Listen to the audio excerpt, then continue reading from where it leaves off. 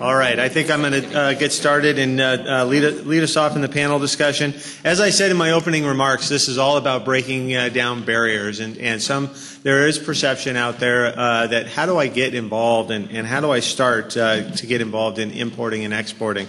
And so that's really what our panel discussions are going to be focused on. And this first one is expanding your markets. And so leading us in that is Diane Mooney, and she is the director of the Seattle U.S. Export Assistance Center, which is responsible for providing U.S. government export promotion services to small and medium companies in Western Washington State. So please help me welcome Diane Mooney.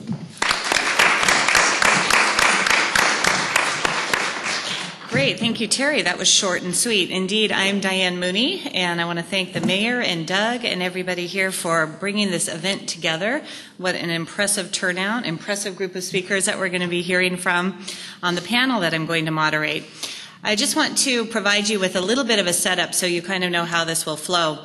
I am going to introduce our panelists today. I am going to ask them to prepare or provide to you a 3 to 4 minute little blurb about who they are, what they do, and focusing on the theme, expanding your markets. And then I'm going to be asking them very difficult questions regarding expanding markets and how to export, import. And without further ado, let me do a very brief introduction to the august panel here, starting with, on my left, John Brislin. John is the president and CEO of the Export Finance Assistance Center of Washington. He has been there since May 2010, but originally comes to us from Syracuse, New York. John has over 24 years of international banking experience, so he's going to be the one that you're going to want to ask later in the brief question and answer period. We'll have your tough export finance questions. Next, right in the middle there, is Connie Bacon, and Connie is a port commissioner at the Port of Tacoma, elected to the Port Commission in 1997. Now, interestingly, she also comes from Syracuse University, so there might be a conspiracy here, I'm not sure, or they're just so impressed with the left coast that they had to come this way. She also has a master's degree from the Evergreen State College.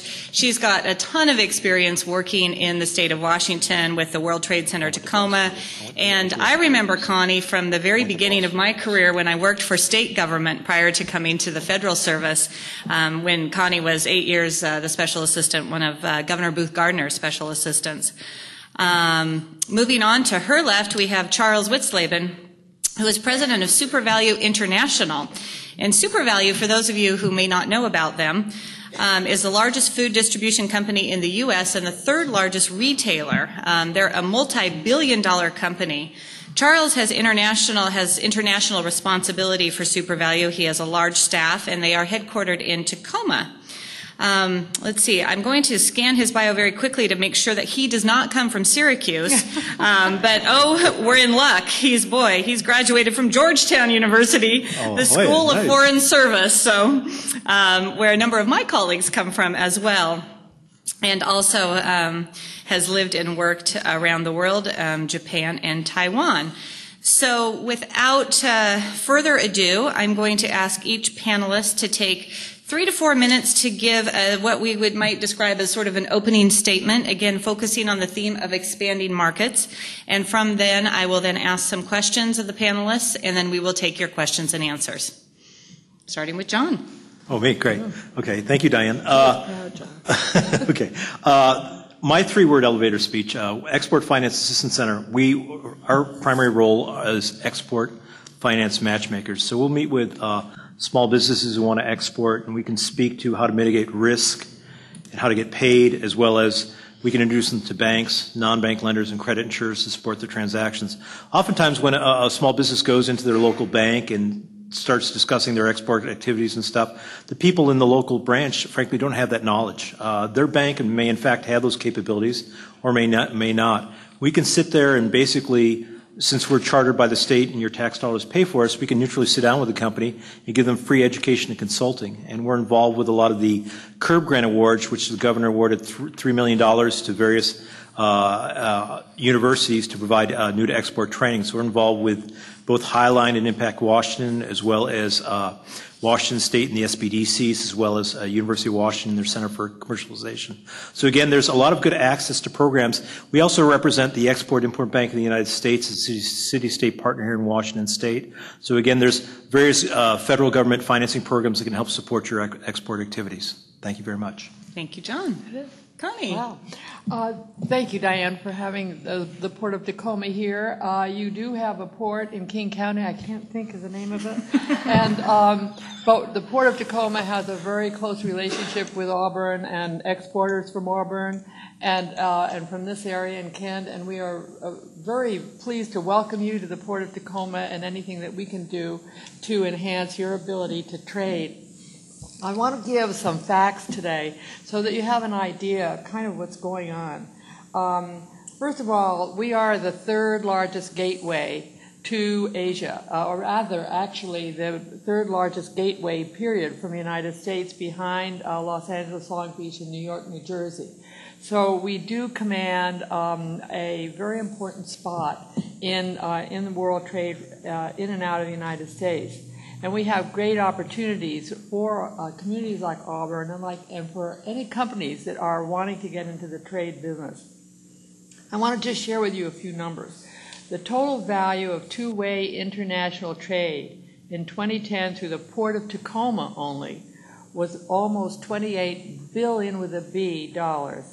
More than $6 billion of that trade was exports headed to the international markets. Exports include fruits, vegetables, meat, grain, processed foods, recyclable paper, computers, machinery, logs, and other products as well. The Port of Tacoma's major trading partner, number one, is China.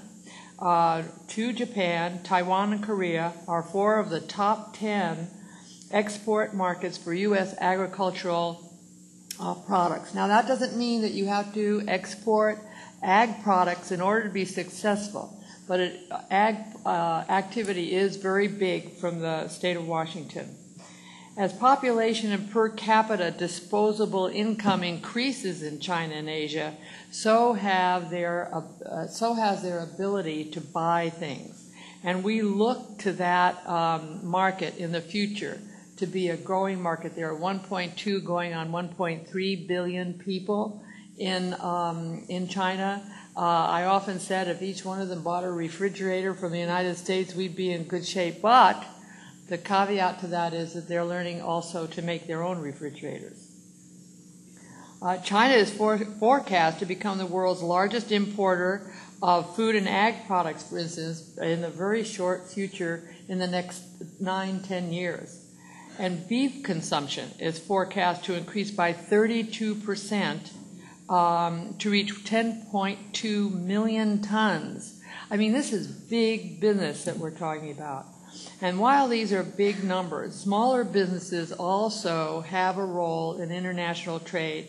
And as Congressman Reichert was saying, provide 85% of the jobs and can be a much bigger player in the international market. And we are there to help you do that.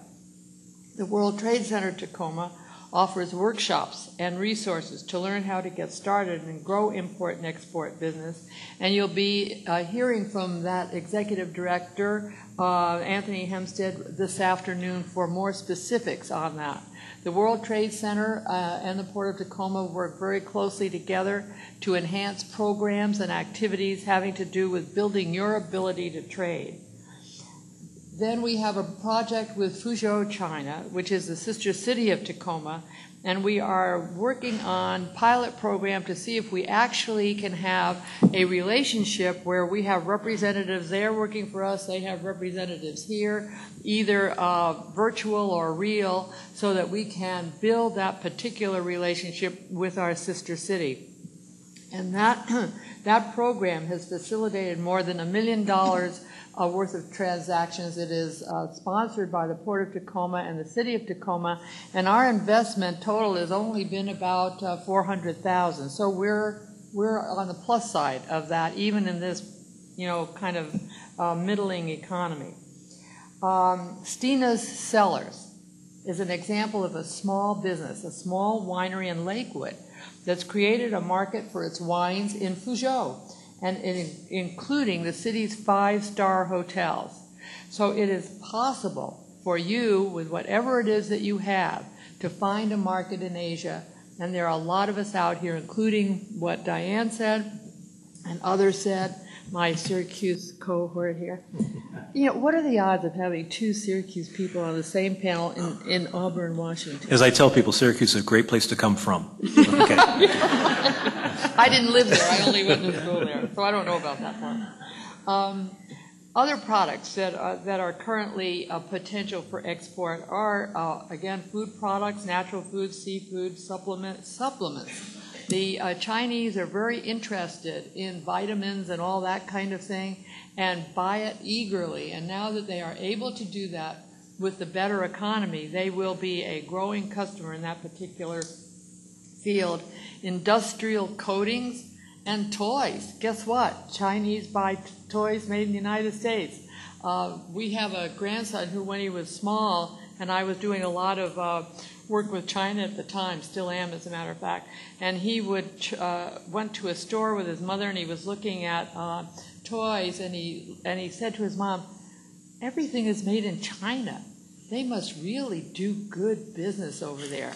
Well, everything isn't made in China. A lot of things are made here, and we sell it there, and we want that to continue and to grow. So that's a little bit of an idea of what's going on in trade, at least out of this region and also nationally. And we look at a bright future for trade. Had a couple of bad years. We think those are behind us, and gradually we are building up our capacity to both import and export. And I say again, don't be afraid. There are a lot of programs and people around that can help you. And as the Congressman was saying, his son doubled his capacity by going out into the international market, and you can too. So thank you, Connie. We'll move on to Charles for an opening statement, and then we'll get going with some more questions.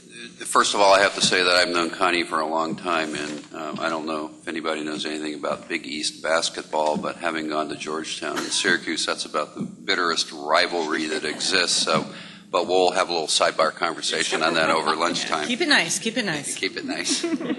Just to provide a little context for any of the discussion we have or any questions that come up, as Diane referenced, I manage SuperValue International, which was the international division of SuperValue. SuperValue is headquartered in Minneapolis. It's a very large, close to $40 billion company in both retail and food wholesale. Depending on how you calculate it, we're somewhere between the 3rd, 4th, or 5th largest retail chain in the country. People outside the industry don't often know the name because we operate in different banners. Here we operate Albertson stores, Minneapolis Cub Foods, and Chicago Jewel, etc. But about 2,500 supermarkets across the U.S. We also have a huge wholesale business where we supply independent retailers, which are individual stores or small local chains. We do a lot of that around here. Again, that's over 2,000 independents that we supply across the country. We have a big distribution center down here in Tacoma, which does both the local supply as well as a lot of military business and a lot of business up to Alaska. We actually do maintain our frozen food warehouse right here in the city of Auburn, so we have to make a little note of that. The main DC is down in Tacoma. That's where the international operation is. We have close to 50 people. We're totally focused on import and export. The vast majority of that is export, and that's pretty much where I'll keep my focus in any comments today. Probably 95% of our business is in Asia Pacific, but we do some thriving new business in the Middle East, some odd spots like big business in Iceland and some others in Northern Europe, but the Asia Pacific has been our primary focus. Supermarket chains are usually our customer either on a direct or indirect business, but we also get involved in catering, food service supply, and that type of thing. We're basically in food, ag, and fast-moving consumer products. We export grocery, frozen foods, deli, a growing business in health and beauty care, personal care, laundry care, general merchandise, a lot of those type of things. So that's kind of the context for the questions and the discussion that will come. Very good. Thank you, Charles. I will deviate from my script only slightly because originally I was actually on this panel as well, and I would be doing a disservice to my organization if I didn't give at least a 60-second spiel on really who we are and what we do. But as Terry mentioned, I am the director of the Seattle U.S. Export Assistance Center, which is part of the U.S. Department of Commerce. So when the Congressman was talking about Secretary Gary Locke, our former governor, that is my boss. We have 6 employees here in Seattle, and actually we're co-located with John's organization as well, which is pretty nifty for if you're a business looking for export counseling. We're divided into specialty areas that really represent the economic sectors of the state of Washington. So I concentrate on aerospace and defense. I have somebody who concentrates on value-added wood products, on software, hardware, peripherals, on the medical technologies, environmental technologies, somebody who works exclusively with the service sector. So we are there in Seattle and Tacoma, but we cover all of Western Washington, and we really value an opportunity to get out of Seattle and out of Tacoma and get to places like Auburn. What I think is our claim to fame is that we have 100 offices around the world. So any place there's a place for you to do business, we have a U.S. and foreign commercial service office, small or large depending on the country, with the same kinds of specialty areas that you need, and always happy to provide an introduction to those services and resources around the globe. So I encourage you to call me, to call John, to call Charles and Connie, and encourage you to access part of that 95% of the world market that is out there for you. Thank you for letting me do that. I'll now move on to some really probing questions for our panelists today. And hopefully what this is intended to do is to elicit some information that they have that might be really helpful for all of you looking to export-import. So I'm going to start with sort of a very general question, and actually this one is for Connie, and she may have actually touched on this one already, but Connie, given your experience and your involvement with the Port of Tacoma and port activities, what would you consider the economic outlook for international trade? Yeah, if you'd asked me this last year, I would have said, it doesn't look so good.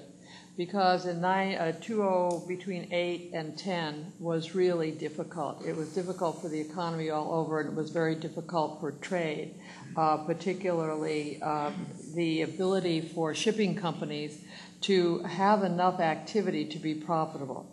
But it took a toll. But I feel we hit bottom last year, and I think that we're beginning to see improvements in both imports and exports as they pick up again. Our numbers are getting better. Not fast, but believe me, it's better to go up than to go down. And other factors that might influence the cargo values up or down are the impacts of, for instance, the natural disaster in Japan. Those kinds of things make a difference in trade, and the ability of Japan, for instance, to respond to the buying public in the United States. Fuel prices are an issue because shipping companies who have big ships coming and going are now doing what they call a slow run. They run at a slower pace so that they don't use as much fuel. All those things have an impact of how we do business. And then we have the long-term competitive issues around the Panama Canal, which I won't go into now, but it's an interesting issue. Canada, with their railroads that are supported by the government, and of course the East Coast and Gulf Coast ports. So there are a lot of factors and a lot of balls in the air, but we have, I think, a very good opportunity here in I won't say Pierce County, I'll say in Puget Sound to be very successful. Thank you, Connie. Connie talked about some of our economic challenges and some of our other challenges like natural disasters and fuel prices. I'm going to ask John a similar question, also in the realm of challenges, and ask him to talk about some of the challenges that companies face when expanding their markets overseas. Good question. I'm glad you asked that. Basically, I think for companies that are going overseas, they really need to know what is the most competitive payment method and how to mitigate the risk. And again, you go through the basic 4 payment methods, cash in advance, which certainly is from a risk perspective is very low, but is it competitive? So oftentimes I'm speaking to companies and speaking about the other options, the banking products like letters of credit and documentary collections, which are great risk mitigants, where banks take a more active role, as opposed to open account. A good example would be when I moved out here about 16 years ago, most of the fruit exports were done on letter of credit basis. The Washington State didn't have a lot of competition. As the South American countries started producing fruit as well in competition and stuff, the margins got thinner, so they looked at different payment products. They went to documentary collections, and then they started extending open account terms. And again, without a risk mitigant and stuff like that, you're taking on a foreign buyer risk. And again, from a bank's perspective, when a bank looks at a foreign receivable without a risk mitigant, they don't want to advance any capital against it. Exim Bank, as well as private credit insurers, offer export credit insurance for which it'll mitigate that risk towards where a bank might be able to include 75 to 80% of that foreign receivable back into your borrowing base, which frees up more capital so you can fulfill other export orders as well. Thank you. Thank you, John. So John really focused on the finance side of some of the challenges that are involved in international trading. I'm going to fling a question to Charles now, as really a user, a provider, and somebody who has expanded markets overseas directly, and ask Charles to address some of the potential risks or pitfalls that a new exporter might face when expanding into new markets. Payment. No, we already said that one. You've got to talk about other ones. I'm just underlining it. Payment. Don't forget about getting paid. I think the first thing for us, and again, take this into context in our business, we're in the business of selling retail food products and what we call fast-moving consumer goods. So that's kind of our profile and our customer base. The number one thing I think is to define define the market you want to go into or the markets you want to go into, because you know your products and your product line, and they have to be a match with the end market, the consumer taste, particularly when we're dealing with foodstuffs, local demand, competition. One of the things I think that we often forget about is that we're not just competing with other U.S. companies, but certainly in things like the food arena, you're competing with the whole world. So out in Asia, we're competing with Australia and Japan and Europe and South America and everything else. So it's not just we're competing with others here in the U.S. I think identifying the right partner within that country, and whether that's a retail partner or a distributor, you have to really thoroughly vet your potential customer or partner over there. You need to know what their financial soundness is. You need to know what their history is, who their end customers are, kind of what role they play in the market. And you really need to do a lot of this due diligence, because if you end up with the wrong partner, particularly if you give them your product or give them some kind of an exclusive or something, you've locked yourself out of potential business. I can't underline the payment pitfall. It's a discussion I have with my sales teams all the time, because they're running down the road of creating a new relationship. Everybody's excited. We're quoting prices. We've got deals on the table. And then comes the question, how are we going to get paid? And very often at extreme odds with how we want to get paid, because we're rather conservative in how the customer wants to get paid. I think that particularly in our business, you have to be really careful about local compliance, regulatory issues, documentation. When you're dealing with food stuff, things like, how the labels read and the ingredients and details about the ingredients. What is that? Where did it come from? What's the chemical analysis? Even the packaging, etc. There's a lot of increasingly stringent regulatory issues relating to retail shelf laws in a lot of the countries we serve. So you have to make sure to do all of your homework and work with a partner who understands that, because if you end up putting your product into that foreign market and it's in essence illegal or can't sell, you've now got a problem. So it's all that original homework you need to do, and stay away from what I call the sort of don't worry, no problem potential partners. There's a lot of people you end up talking to out there, and you focus in on these potential risks or liabilities or local laws or regulations, and it's like, don't worry, no problem. This is a red flag. Stay away. Go find another partner. Very quickly, Diane Mosk, my merchandising and marketing director, who's out here in the audience, suggested I tell a very quick story about a bad entry strategy, somebody who didn't do their homework. You all remember Kmart. quite a few years ago, Kmart went in and set up a store in Singapore. First of all, they put it on the 8th floor of a shopping mall. Bad location. Second of all, they didn't do their homework in terms of local tastes, etc. So pretty much they beamed up a Kmart from here and dropped it into Singapore. It looked the same. It had the same products. They actually did the pricing the same. They couldn't figure out how to calculate the logistics costs of delivering product to Singapore, so they basically just used the same pricing strategy as they did here in the U.S.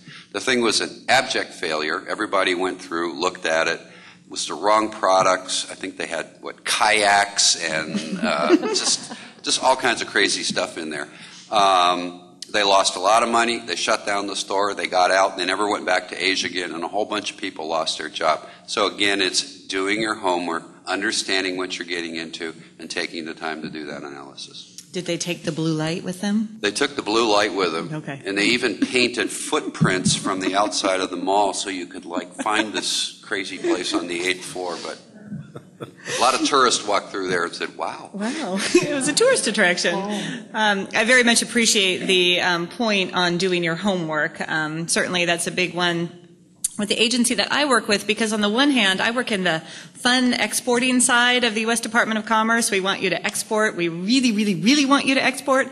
And just down the road from me it's in San Jose, is the Bureau of Industry and Security, who is the export enforcement and export controls arm of the same organization, the U.S. Department of Commerce.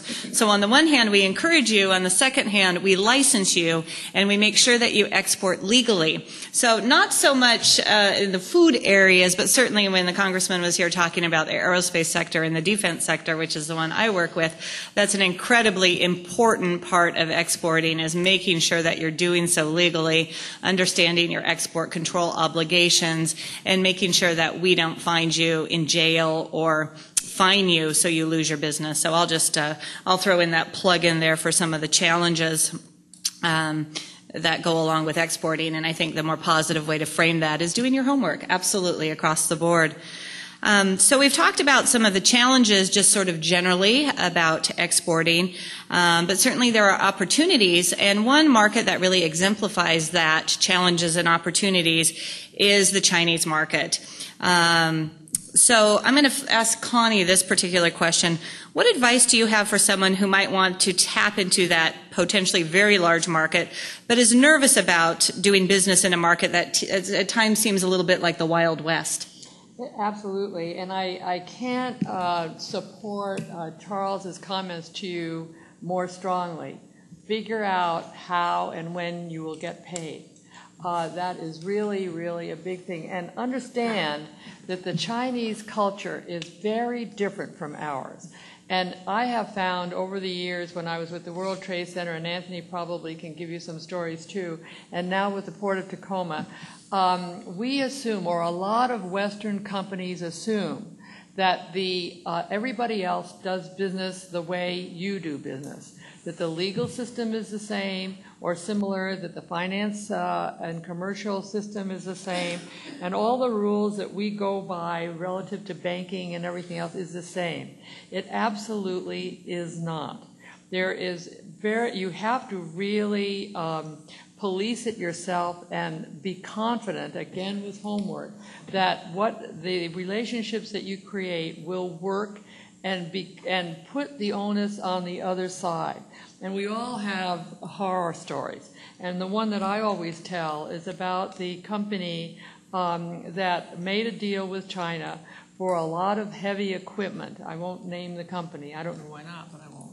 And it wasn't me. No, it wasn't. But a well-known company. And all of the product was going over on a ship. The negotiations were done according to the Western style. When the ship was halfway in the water, the Chinese called and canceled the order. Now, the investment had already been made. It had been made in making the product, in arranging for shipping it, the whole thing. But instead of getting a letter of credit that was payable on delivery or some other payment that was assured payment, the Western company didn't do that. And so what they had to do, because the negotiation was, oh, we don't want it unless you do it at X price. So they had to sell it essentially for nothing. You really, really have to understand that the culture, it's not mean or nasty or whatever. It's just a different culture. It's a different way of negotiating. It's a different way of doing business. Signing a contract with a Chinese company is only the beginning of the negotiation. And we face it at the port, and any exporter will face it as well. And so you have to find a way where you don't deliver until you get paid. And that's really, really important. I also would want to just say that the Chinese market is a big market. It surely is. But there are other markets, particularly for the entering exporter.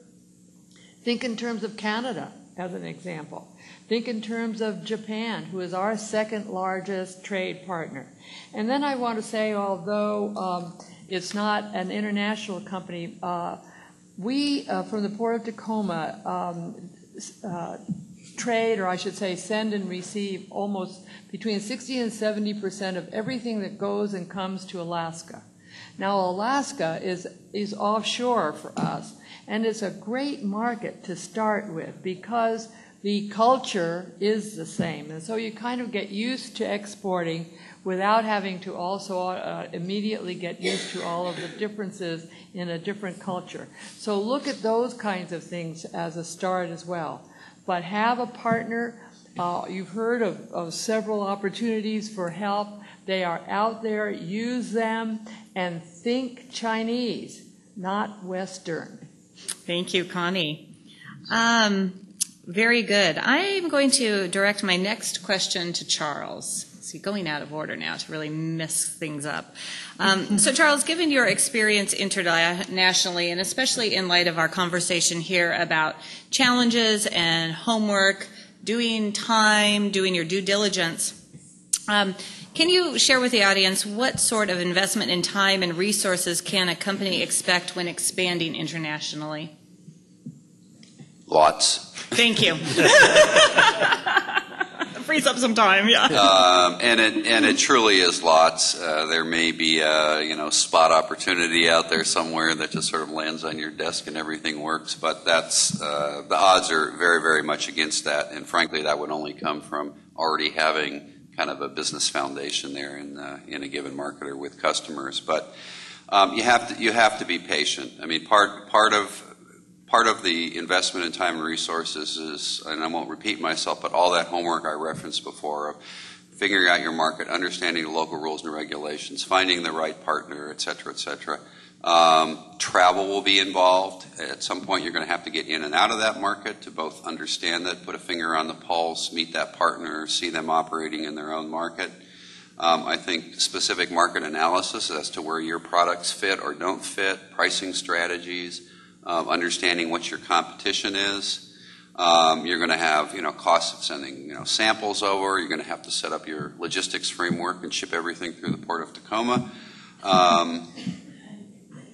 Or Seattle? Or no? Not necessary.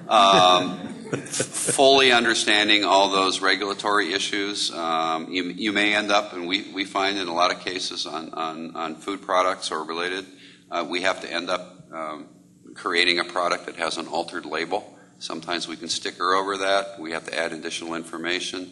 There's lots of banned ingredients and things like that. All this takes time.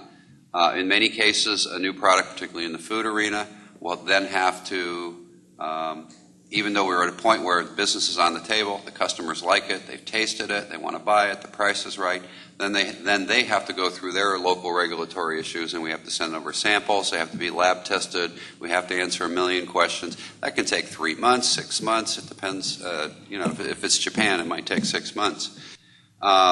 You need to understand your competition, both in-country competition as well as from other countries. You may or may not need to have staff with appropriate language skills relevant to that market. We're all fortunate in that business. English is kind of the international business language, but we have a lot of staff with local language skills who work with the markets specific to those language skills, and we find that to be a big plus. Absolutely tap into all the resources that are out there. We being mostly in the food arena, we work very closely with Washington State Department of Agriculture. We work with the agricultural trade offices that are located in every consulate and embassy that are part of Foreign Agricultural Service of the USDA. Obviously, the Department of Commerce, U.S. Export Assistance. If you want to help get paid, you have other resources sitting down here. Possibly your banks. There's like really talented and experienced people operating out of the ports who understand. I mean, you have to tap into all the resources that are out there because there's a huge network. And I think as the Congressman said earlier, or no, excuse me, it was the mayor who said earlier that it's the role of government not to create or do the business, but to provide the framework and the support and the assistance so the business can take care of business. And that's exactly what I'm talking about. I mean, all these supports and network of incredible information out there can make that task easier. We had one product that we just rolled out this January in Vietnam, and it took us 18 months from the creation of that thought to when we first put the product out. It was a nutritional powdered milk for toddlers, like 1 to 3 years old, and we realized that there was a need in that market. We had a really good partner who was well-financed, had a national distribution network, was already somewhat in that business. We eventually found a manufacturer here who was the top on the line here in the United States for doing that kind of thing. We had to create the formula, go back and forth, and get all the ingredients. We had to create special packaging. We had to get every single detail down. Being Vietnam, we had to work through many hoops in terms of getting paid. Vietnam being a little higher risk market, we had to sign contracts with both the manufacturer and the customer. And at the end, multiple trips, travel both directions here in the U.S. to the plant, et.cetera. So 18 months later, in January, we had a big national rollout of this product. I actually went over, and just this year, that one product is probably going to be $5 to $7 million worth of business for us in that market. So it was worth the time investment, but it could have gone off track and could have ended up nowhere. But you have to be willing to invest that time and do your homework. Very nice. You've just illustrated very nicely how your first answer, lots, is actually very applicable to what you've just described. One of the things that I do and that John does as well, we are very lucky to be able to sit down and talk to all of our small and medium-sized companies and provide export counseling to them. And one of the things that I know is that you absolutely must have an upper management commitment to exporting, or it's not going to go anywhere. As I mentioned, John sits down with companies and offers the same sort of counseling on the finance side. So he has an opportunity to share, I'm sure, some insights on what are some characteristics of companies that you counsel that you can share with us who successfully sell to overseas markets. Well, Diane, I'm glad you asked me that question. You also stole some of my answer. The first thing is, it's in speaking, especially we're doing a lot of the new to export trainings across the state, is you have to have owners as well as a management commitment to exporting. Because again, oftentimes you have old line companies who are just focused on domestic sales. Getting them to change and focus on export sales, it either takes a change in management or ownership in that company. One of the other things, again, I think Charles could probably allude to as well, is both the accounting, finance, and sales people need to work cooperatively as a team, because your foreign sales officers going over there and stuff are your greatest collectors and stuff like that, and can make sure that those foreign receivables are paid in a timely manner. The other thing, too, is proactively developing that export plan. I think you'll find any company you look at, they aren't haphazardly exporting. They've developed a plan ahead of time. They have a credit policy in place for their foreign sales, which is different than their domestic sales.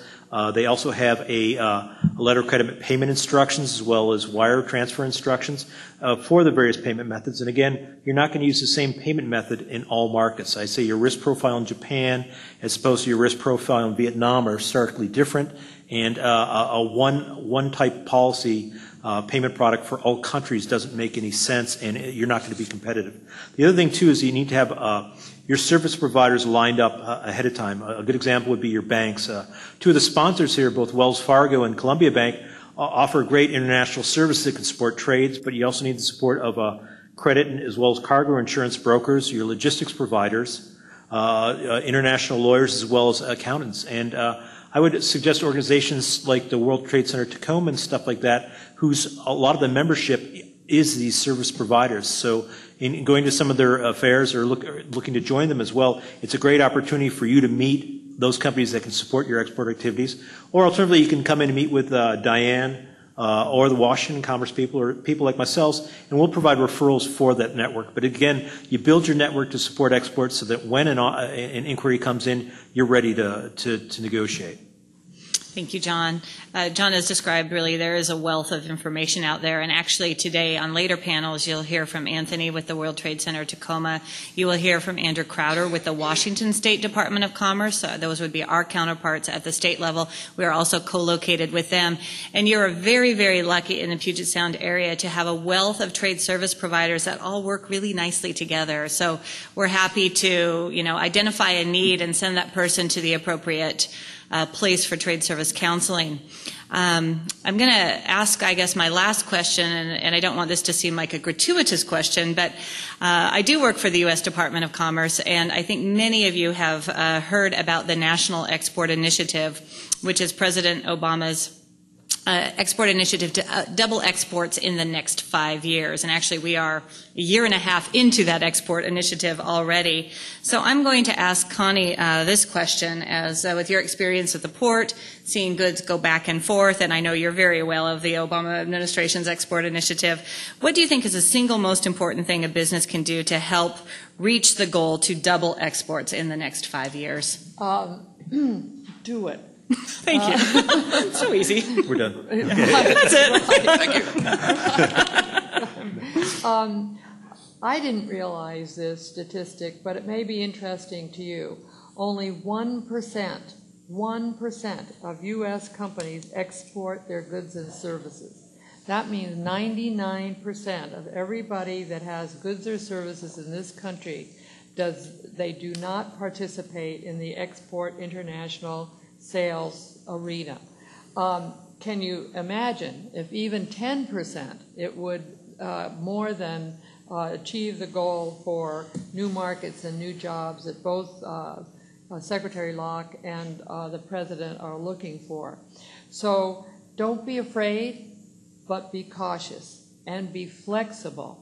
One of the things that I have learned, and Amenroka I think is a good example of that, they have positioned their product in China as a luxury product, and it is purchased then as a super gift for their holidays and special events. In other words, if you get a box of Amenroka in China, you have really gotten the best of the best. And so think of those kinds of things when you're looking at your product, which may be a fairly normal, almost mundane product in the United States that everybody uses and you don't even think about it, a toothpaste even or something. But if you market it as a gold standard, it will have a big effect in the China market, as an example.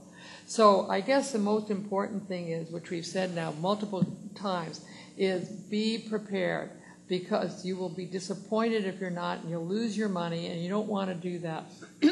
But there are lots of resources. You sit down, take the time to find out how to do it, and then give it a shot. Set aside a certain amount of capital to investigate this market, and win, lose, or draw, you'll know whether your company can be successful. So again, go for it. It's there. 1% only of the United States companies export or in the international market. Can you imagine the jobs that would be created in the United States if only 30% of the companies doubled their capacity like Congressman Reichert's son did? So think seriously about it, prepare yourself, ask for help, be flexible, be extremely cautious. And here is a sort of an example that I would like to leave with you, which is don't let go of the product until you've got the money. Wow. Nice. I think we convinced her, Cheryl. Yep, Yes. yep, here, here. Very nice. I think that's a very nice way to end this panel.